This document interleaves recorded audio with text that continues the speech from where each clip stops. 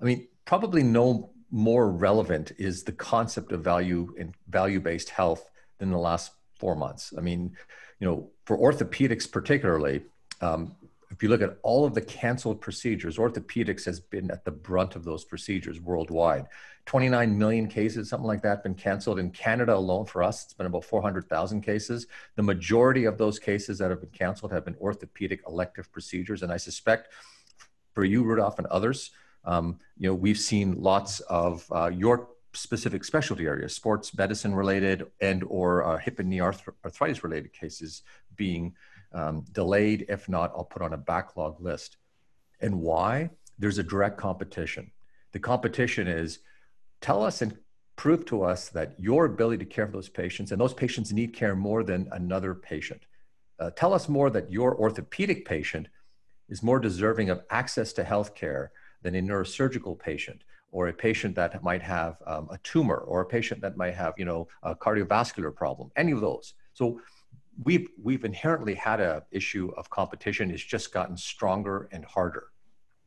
So as a matter of just general statement, when I look back at evidence-based practice and I think of the term value-based healthcare, I see a ton of parallels. I think we were always interested in patient-important outcomes. Well, it was clinically important, and then Gordon Guyatt, maybe 10 years ago said, no, it's patient important. The patients decide what outcomes matter. It should be really involved, right? So we've had that happening. I'm curious, I'll throw three things out and let's see what others think. And certainly you jump in, Victor and Rudolph, right at the top here, but you've said a lot. So I think you've given us lots to think about. One is, what are the parallels between EBM and value-based healthcare? Is it truly a different entity, or have we advanced it? Is it rebranding? What's that? When we talk about outcomes, EBM typically talks about outcomes for an individual. I'm learning from this discussion that value isn't always about the outcome, but it might be the value chain, as you've described. It's going to be the host of activities in the beginning of that disease all the way through to the end that can provide value for that individual. And maybe we have to rethink outcomes not as a singular event, yes or no, in a particular disease process, but a chain of ups and downs that ultimately overall create greater value. I'm just raising that, and maybe I'm wrong on this, but I want to get that clarified. And platform, the biggest thing for us doing traditional trials is, how do you get them bigger and faster? I mean, we started out 10 years ago and we did some things I think were important, but that's not the future. Like, the future isn't more 1,000 patient surgical trials that take 7 years. I think you are envisioning a future that is probably what we have to do. And so educate me and others who are doing this, what would almost be antiquated now, is what is the future about how we're going to grow this. So I've thrown a lot of stuff out. But let's unpack stuff. And I know there's some people here with a lot of experience and interest in this area. No question, friends, is too simple or too complex. I think we work through it. If we don't know it, we don't know it. And if it's too simple, we still share it because we want to make sure that everyone gets on the same basic. But let's start off with this. EBM, value-based healthcare. Where do they align and where are they not aligned? Well, I concur, Mo, that EBM and value-based healthcare, they're not so much out of reach. I think value-based healthcare has a lot to do with EBM. It just adds the economic aspect. So the economic aspect of EBM was not so much focused on in the past, at least. And nowadays it's getting more attention. And maybe value-based healthcare is about bigger patient groups and just with these rapid improvement cycles. Look at all the patients, not just patients from a trial, but we try to implement the evidence from trials. I think you still need to do trials to implement them to get things done. My dog is barking, sorry. That's okay, no worries. Happens. Can I interject something, Mo and Rudolph? Yeah, jump Hey, Brett. That was great, Rudolph.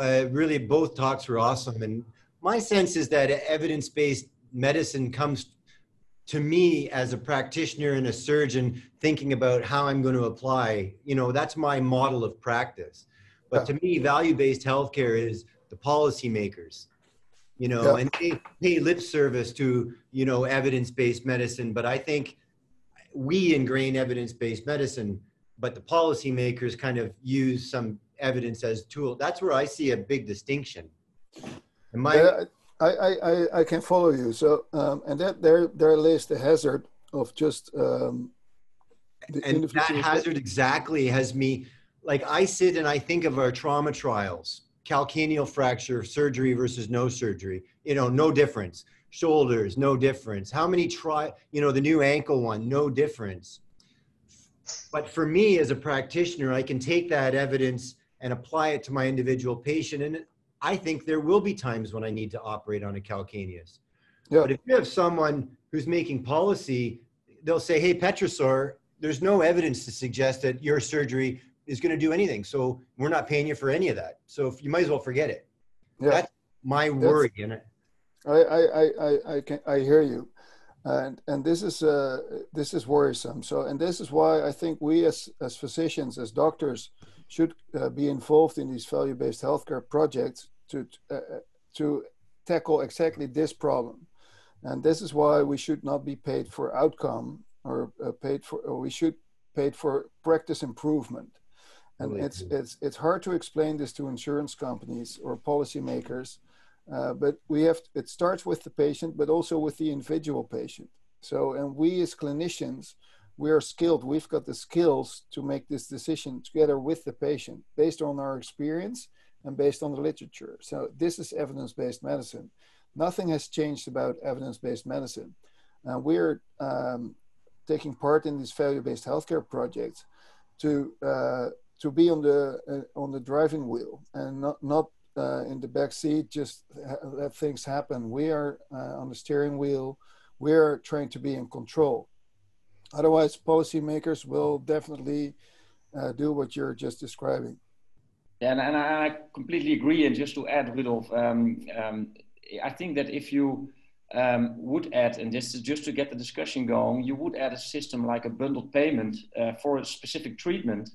Well, you might get more free in what you want to do. And for a specific patient, maybe you feel that he or she needs or gets a better result with surgery or, well, the opposite, of course. And then maybe if you get a bundled payment system, then, well, you can just, well, that patient will be more satisfied. It might cost you a little bit more, but, maybe you get a bit more free about the choice of the treatment as well. So. Right. But in that case, Victor, if the argument is, okay, right now it's okay, you come in and you get a payment, like, the system pays for physio, the system pays for medications, the system pays for surgery, and those decisions happen. And you say, okay, we saw 150 patients and here are the overall costs and here are the outcomes. X survived, X have good function. You make some sort of debate, and that's been the traditional cost and effectiveness modeling or cost benefit, however you want to disguise the different versions of cost. What you're saying is interesting and intriguing in the way that you're basically saying, listen, the overall experience that patient will have is going to be valued at some amount of resource. Spend it how you best feel that patient should be treated, which makes it in some ways much more individualized, but much more the team comes together. Because right now, I think the biggest challenge I've seen in EBM, or we'll say value potentially, and you can educate me on this, everyone works in silos. No one communicates with each other. So everyone thinks that their little silo is the most important. But if they came together and saying, how do we optimize so we can actually save dollars or use this money the most efficiently, it may turn out that physio gets the brunt in one type of patient and surgery gets the brunt in another. But overall, the value is, like you're trying to do it individually. And I guess, is that the general premise of value-based healthcare? Am I missing something that's beyond that general concept? Well, Victor, go ahead. No, I completely agree that the biggest barrier for everything is that you got these separate, well, we call them islands, and everybody is on their own island and they think out of what should I do? And if the patient thinks, how do I get out of this?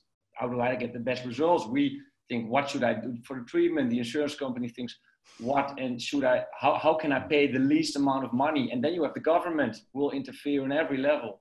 So I think that's the biggest problem. And then in a hospital, well, let's say for trauma, in Holland, we have a quite unique system that we have orthopedic surgeons who will do trauma. And on other days in the week, you have the trauma surgeon who will do the trauma. the same on surgery. So you have these separate islands for similar treatments. And yeah, so I think that's the biggest challenge of all is to get, well, I think that's how Porter described it, the integrated practice unit. Yeah, and also I think what this triple aim or even quadruple aim is trying to do is prevention. So we're taught to do interventions. So we're a surgeon, so we like to operate because operating is fun. It makes. I was a day in the surgery. I feel great today. I feel much better than at the outpatient clinic. The outpatient clinic is far tougher cookie than being in surgery because they have to talk to patients that should have been talked to many years ago. They should have been taught at school that they shouldn't get overweight, they should exercise, and they should try to be fit. So if they're at the point that they need a hip replacement and they're at the outpatient clinic, and I start educating them about these issues they should have been taught many years ago, they don't want to hear it. So, and that's why the level of the discussion in the outpatient clinic is way out of balance.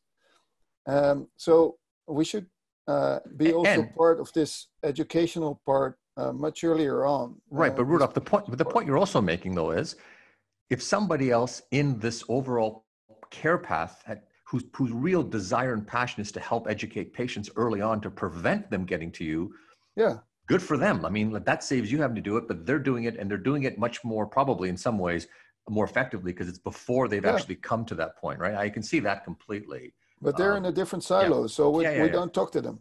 That's right. Where's the budget for the prevention? Yeah, right. Herman, I think you wanted to say something. I want to let Herman jump in as well. Herman Johal, you can introduce yourself. Yeah. Hi, Herman Johal here.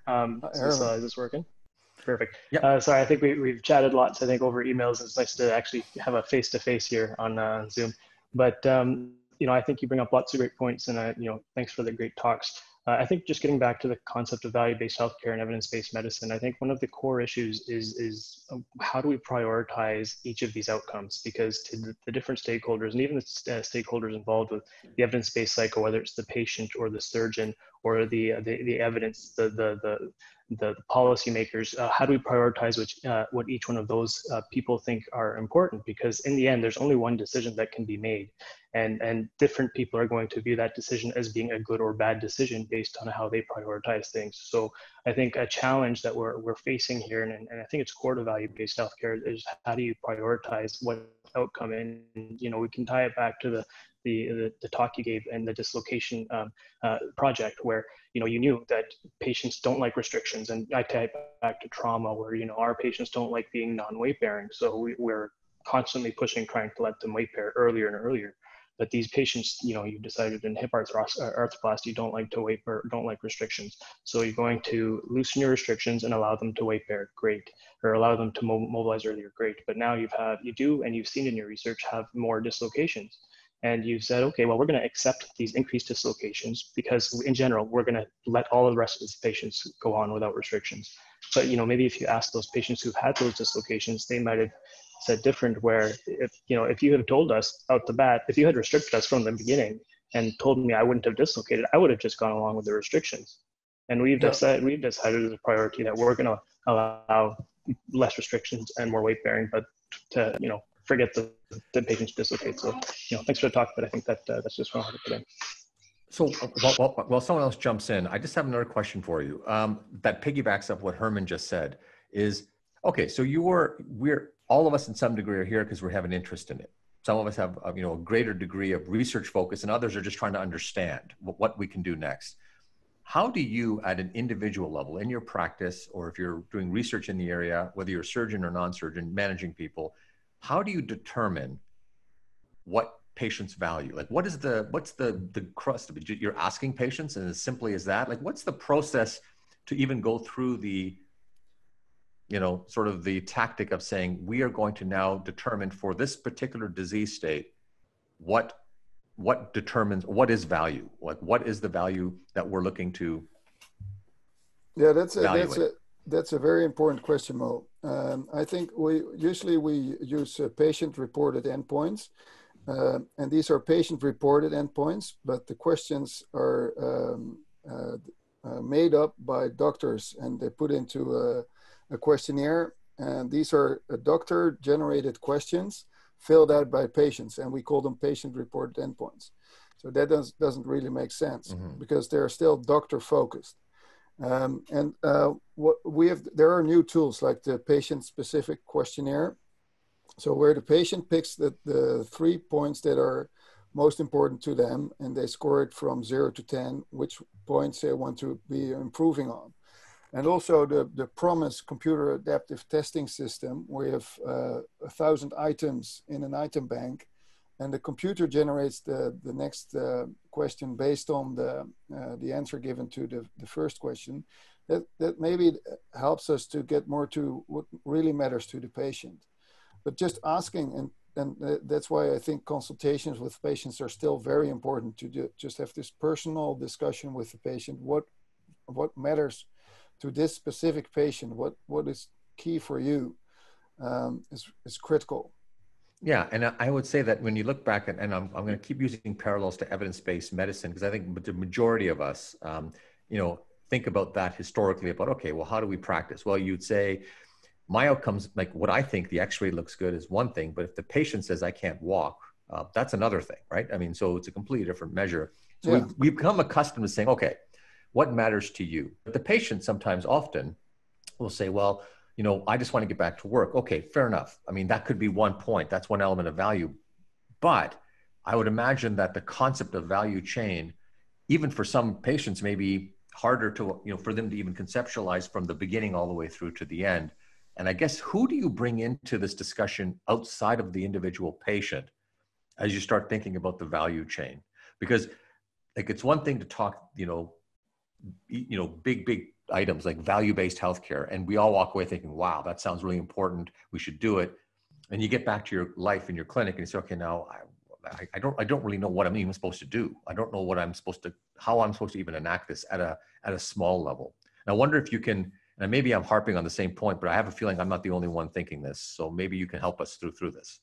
And how do you measure it for the individual patient, right? Because every patient is unique. And if you do a trial, then every patient has such different demands and wishes. So you can take a patient-reported outcome measure as your primary outcome, which we all do right now. And then, but all the questions, they do not apply for all patients. So it's really difficult to measure the outcome. Okay. Yeah. We just Brett really wants to say something, I think, but I also see Ahmed here, so I'm going to let Ahmed in after you're done. Yeah. Good. And also, but maybe one thing Victor can explain about this topic, because we did this trial. We published in JAMA. It's almost 2 years ago now, on the meniscal tears. And our primary endpoint was the IKDC questionnaire. So also designed by doctors, it's validated. But we also had a questionnaire running alongside where the patient could fill out their most important problem, what was specific, just by handwriting.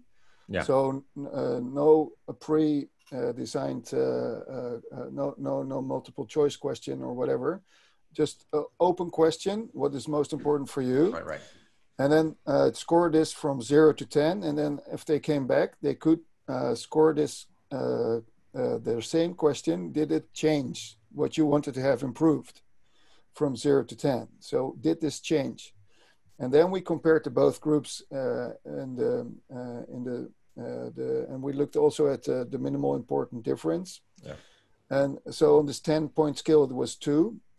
But there was no difference between the treatments. So, but then we're trying to get more to this individual way. The next buzzword is also individualized medicine. Mm-hmm. And that's maybe we're getting to this more individualized medicine by using these personalized questionnaires. And I think with the computer systems nowadays, we can really work on that in a better way. Okay, who's next? Okay, well, you know what? I wouldn't mind Ahmed just getting in because I know he had a question. I'll make sure we get as many people. Yeah. Okay, thanks, Mo. Thanks for the presentation. Really great.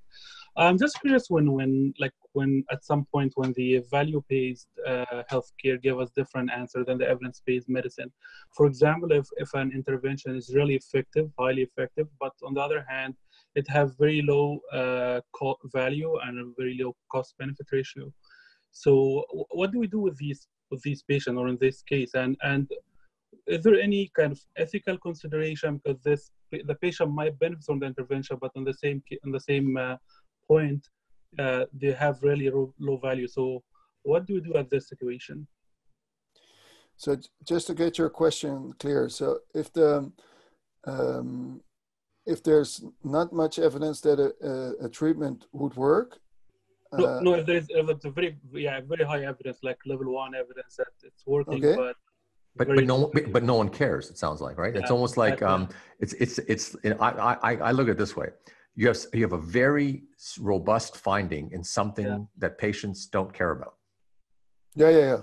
Or very high value. Like they have very high value that maybe doesn't give you the benefit from the what the system paid, something like that. Yeah. So one way to look at this maybe is to if we try to develop new trials, we try to involve patients. So we set up a healthcare evaluation program with prioritizing research questions. And the British are also doing this with the James Lind Alliance. And we're trying to have patients involved and to decide which questions, which research, unanswered questions should we look at if we do new trials. So what matters to patients? And also the outcomes that are chosen in these new trials, we try to involve patients to see what are endpoints that really matter to you. And then this helps to actually, make the trial more generalizable when the results are there, and also makes the implementation easier. Does this touch your question, the answer to your question? Yeah, thank you. Okay, great. Just letting you know that when you're having fun, time flies. We're about 2 minutes from the session being near its conclusion. Is there anyone who had a comment or anything you wanted to raise? Yes. Okay, I think I see Pablo. Pablo, where are you, my friend? Oh, yes, Pablo. Sorry. Hi, excellent presentation. This is a very interesting topic. And I was just, I kept on thinking about that trial regarding the dislocation rate that changed when the measures were switched to less restrictive for the patients. And I think I kept on thinking, how can we measure social bias? I mean, we don't know patients' behavior, and as far as I can speak on my practice, because I know the patients here in Argentina. They come from Italian families or Spanish families, and those patients, they want to know what to do. They want the doctor to tell them what to do. They don't want the doctor to tell them if they are able to do whatever they want. They just want to hear, doctor, what are my restrictions? Yes. They come to the clinic like that. So I don't know how we can measure actually. I mean, this bias, because the results that you're showing are not going to be the same in Argentina or in Canada or in South that's a good Africa, point. Whatever. Yeah, that's a good point. So the social cultural background of patients it's really important. So, but the difference between the pre and post restriction rules intervention showed there was no increase in dislocation. So just to get that clear, maybe the slides weren't too clear, but there was actually no difference. So less restrictions didn't result in more dislocations.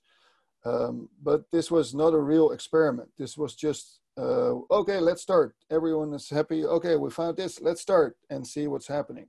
So that was I was trying to propose the next level, where you do this stepped wedged introduction to see on a randomized way with the clusters to see if it's really working, or is it just our enthusiasm. And it's, well, I always say we're in a big mind fuck. So it's that will be bleeped. Don't worry.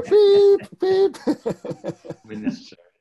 Yeah. No, but the point, I mean, the thing that is that we, like, as you eloquently put in your presentations, gentlemen, was the following. You know, we've got to figure out value broadly. We've got to determine, like, who determines it. Primarily, it's got to come from the patient, I think.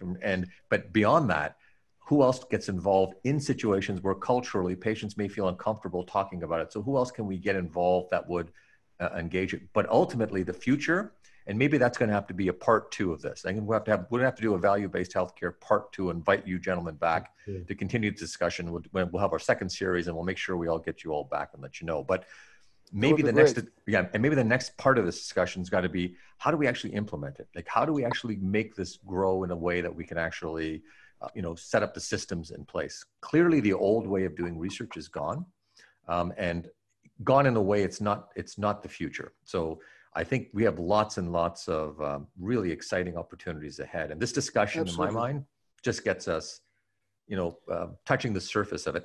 If I could, I would leave it to you, Dr. Poolman, to maybe have a few closing remarks before we say goodbye. Well, it's great to be able to discuss this topic with so many people from around the world, and it's such a great opportunity to have this, like, in a smaller group session, not a webinar where people are so distant, and actually people can raise questions and chat with each other from around the world. And this different perspective from Argentina is so wonderful that we can actually learn from each other in such a fast way that we're not able before. So talking to you right now is like when we were in Canada, or talking to the other people here is like when you're sitting next door. And I think this crisis also brings new opportunities, brings people closer together to find quicker solutions, brighter solutions. And I really appreciate that you are hosting this, and that you facilitate this improvement in healthcare. It's wonderful. Great. Well, thank you all. Thank you for taking an hour with us, and enjoy the rest of your evening, the rest of your day. Take care, everyone. Okay. Bye-bye. Thanks. Awesome. Thank you very much. Bye-bye. Cheers, everyone. Bye-bye.